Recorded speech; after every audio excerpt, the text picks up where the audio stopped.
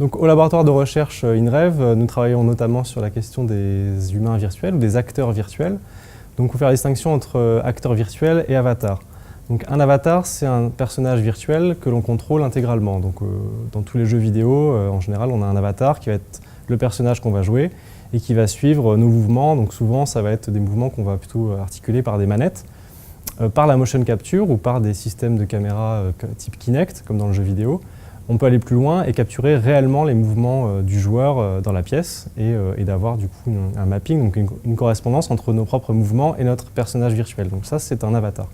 Dans le cas d'un personnage virtuel ou d'un personnage virtuel autonome, on le dote d'une capacité à être libre de ses mouvements et de pouvoir aussi bien nous imiter, notamment, comme un avatar, mais aussi d'être indépendant et d'avoir son petit libre arbitre et de pouvoir improviser.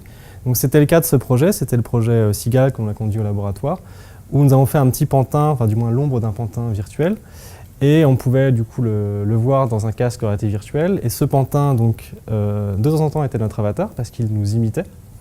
Et en fonction de nos mouvements et de notre réaction à l'improvisation, lui pouvait reprendre le contrôle et nous proposer des nouveaux gestes qu'on avait notamment capturés sur des acteurs de mime pour nous envoyer des messages ou des petites pantomimes poétiques et qui nous inspiraient en retour et qui nous inciteraient à, pourquoi pas, soit nous l'imiter et un peu inverser les rôles. Et donc c'est ce genre d'esthétique que nous explorons au laboratoire.